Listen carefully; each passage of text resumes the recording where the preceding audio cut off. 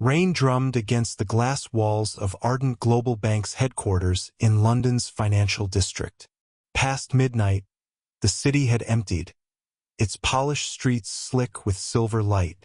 Inside, the marble lobby gleamed under fluorescent glow. Only one person moved through it, Naomi Carter, a 32-year-old systems analyst with tired eyes and quiet grace. She was the kind of woman most executives forgot the moment she stepped out of the room. Polite, steady, invisible. But tonight, as thunder rolled outside, invisibility was both her curse and her shield. Naomi had stayed late again, cleaning up a broken data stream that her boss, Edward Langston, would take credit for in the morning. She did it because leaving things undone felt wrong, and because her mother, a nurse who had raised 3 kids alone, had once said, "Integrity is what you do when no one's clapping." Edward never clapped. At 46, tall, silver-haired, and razor-voiced, he ran his department like an empire. He had the easy confidence of someone who'd never been told no by the world. His team feared him, admired him, and hated him in equal measure. Naomi feared nothing except becoming bitter like him. At 12:47 a.m., she finally powered down her computer and zipped her bag. When the elevator chimed, she startled. Not from fear, but exhaustion. The doors opened to reveal Edward himself, tie loosened, coat damp with rain. He carried a half-empty glass of whiskey. "Still here, Carter?" His tone wavered between amusement and disbelief. "Trying to impress someone?" "No, sir. Just finishing the network patch." He gave a dry laugh. "Right. The patch I assigned to Hardy. You just can't help yourself, can you?" Naomi said nothing. The elevator doors started to close, but Edward slid his hand between them. "Hold on. I'm headed down too." The ride was quiet at first. Then he said softly, "You know, for someone so quiet, you make the rest of us look bad." Naomi smiled faintly. "That's not my intention." "No," he murmured, leaning closer. "But it's how it feels." She could smell the whiskey on his breath. Her pulse quickened, but not out of fear. She'd seen this pattern before. Power mixed with alcohol, cruelty softened into charm. When the doors opened to the parking level, she stepped out quickly. Edward followed. Outside, rain hammered the underground ramp. Naomi reached her car, an old black Mini, and fumbled for her keys. Suddenly, she heard the squeal of tires. A company sedan had skidded near the exit ramp, spinning halfway before slamming against a pillar. Edward's voice cut through the echo. "Bloody hell!" He sprinted forward, slipping on the wet floor. Naomi dropped her bag and ran after him. Smoke hissed from the hood. The driver's door was jammed. Inside, Edward's personal assistant, young, pale, terrified, was trapped. Naomi didn't think twice. She kicked off her heels, crawled through the passenger side, and pulled the man free as Edward coughed and waved through the steam. Alarms shrieked. She dragged the assistant to safety, soaked to the bone. Security arrived minutes later. Cameras flashed. Edward barked orders while Naomi stood silently in the background, dripping rainwater, heart pounding. By morning, the headlines on the company's internal network read, "Executive saves employee after late-night crash." No mention of Naomi. She didn't expect one. She just wanted sleep. But that night would ignite something she couldn't imagine. A storm far colder than the London rain. 2 weeks later, the story had faded. Edward basked in new praise. Naomi returned to spreadsheets and silence. Yet something had shifted. He watched her differently now, not with warmth but calculation. At meetings, his jokes landed sharper when directed at her. "Careful, Carter," he'd smirk.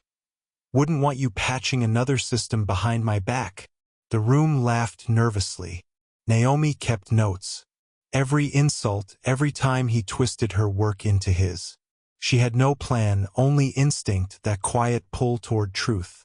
Then one Friday evening, HR sent an email mandatory compliance training. All sessions to be led by Edward Langston. Attendance required. It was ridiculous. He was the last person fit to teach ethics. But orders were orders. The next Monday, employees gathered in the 20th floor boardroom. Edward paced like a performer, coffee in hand. Integrity, he said, isn't about feelings. It's about loyalty to your team. Naomi's phone buzzed under the table. A message from a friend in IT read, "You won't believe this. Check the new audit logs." Her stomach tightened. During lunch, she logged in and saw it.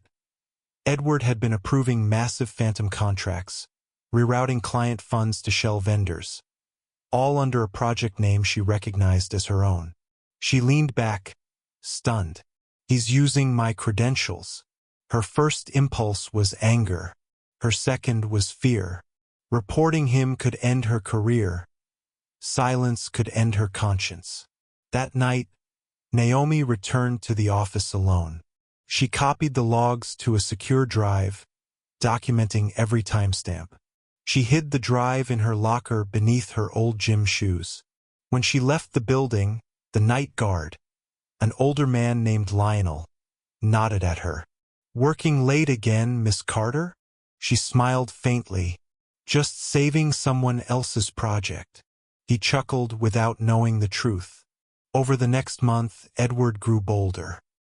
He began inviting her to catch-up meetings at the rooftop lounge. Sometimes he drank, sometimes he didn't.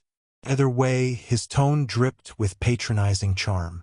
"Naomi," he'd say, swirling his glass, "you have potential, but you lack confidence. You need someone to push you. Someone like me." She endured his words like cold rain, saying little, eyes fixed on the London skyline. Each time, she pressed her phone's side button, quietly recording.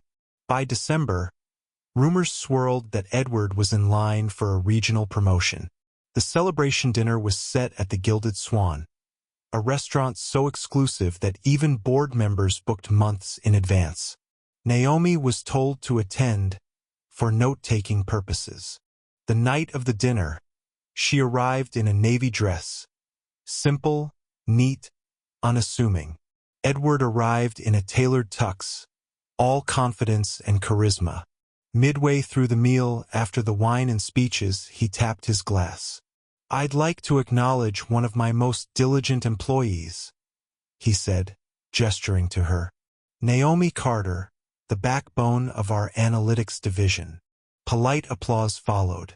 Then he smiled wider. "Though between us, she might be a bit too obsessed with rules. Sometimes you need to bend them, right, Naomi?" Laughter rippled.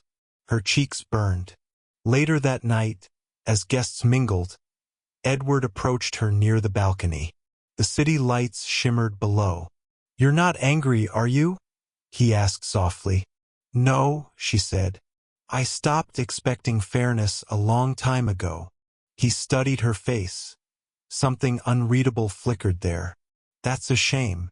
You're better when you fight." He walked away. Naomi's phone, still recording, caught everything, including the slurred conversation he had moments later with a board member. "She's naive enough to take the fall if anyone audits that project." That was the moment Naomi stopped surviving and started planning. January brought frost and tension. Naomi visited the Financial Conduct Authority anonymously, providing encrypted evidence of Edward's fraud.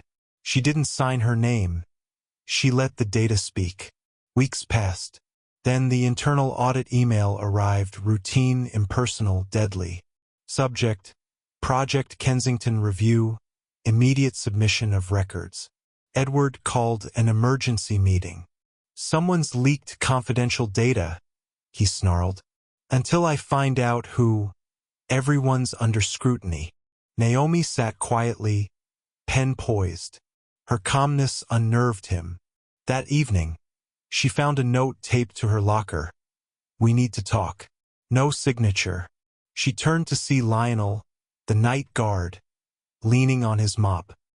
"He's been asking who stays late," he said. "Be careful, Miss Carter." "Thank you, Lionel." She slipped the drive into her coat pocket and headed home, unaware that Edward was already waiting outside her flat. His car idled near the curb. When she approached, he rolled down the window. "We need to discuss your recent enthusiasm for audits." Naomi's pulse raced. "I don't know what you mean." "Don't play innocent." His voice sharpened. "Everything in this company has a chain of command, and you're crossing it." She met his gaze steadily. "Maybe the chain's broken."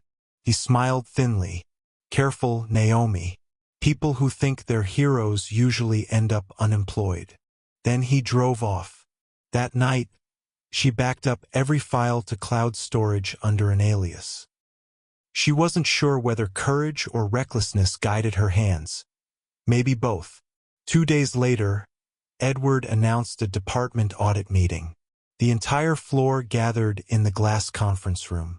He stood at the head table, flanked by HR and legal counsel. "Certain discrepancies," he began, "have appeared under one analyst's credentials. I'm afraid we have to take disciplinary action." He turned toward Naomi. Murmurs rippled through the room. "Mr. Langston," she said evenly, "are you accusing me of fraud?" "Not accusing," he said. "Presenting evidence." The screen behind him flickered to life, showing invoices under her name. Naomi stayed silent. She opened her laptop, connected to the projector, and tapped a key. A new video replaced his slides, the rooftop recording.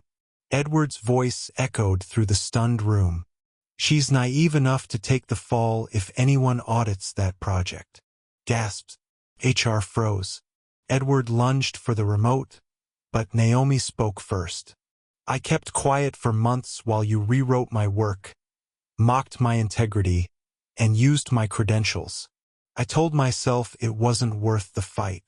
She looked straight at him. "But you mistook silence for weakness." Edward's face drained of color. "This is slander." "No," said a new voice at the door. 2 FCA investigators stepped in, badges visible. "It's evidence." The room erupted, whispers, phones recording, security approaching. Edward tried to protest, but his words drowned under the storm he'd created. Naomi gathered her laptop calmly, walked out, and exhaled for the first time in months. Edward Langston's resignation made national headlines. Bank executive faces fraud charges. The article mentioned a brave analyst who exposed the scheme, but withheld her name. Naomi preferred it that way. Ardent Global Bank offered her a promotion, an apology, and a public statement of gratitude. She accepted the apology, not the spotlight. She moved to a quieter branch near Bristol, trading skyscrapers for river air. Sometimes she missed London's hum, but not its ghosts. One afternoon, while leaving the office, she saw Lionel standing by the security gate. He smiled. "Told you to be careful, Miss Carter." "I was," she said, "careful enough to be free." He laughed softly. "The quiet ones always win in the end." As she walked away, she glanced at her reflection in the glass door, the same woman who had once stayed invisible. Now, invisibility was her choice. Months later, on a rainy evening, Naomi sat by her window, sipping tea. Outside, London's skyline shimmered across the river. A notification pinged on her phone. New message from FCA, case closed. Defendant sentenced. She set the phone aside and smiled. Not triumphantly, but peacefully. Her mother called then. "You sound lighter," she said. Naomi looked out at the rain. "I think silence has its own kind of power, Mom." "What do you mean?" "It listens. It waits. And when the time's right, It speaks louder than anyone expects. Thunder rolled again, just like that first night in the garage. But this time it didn't sound like warning. It sounded like applause.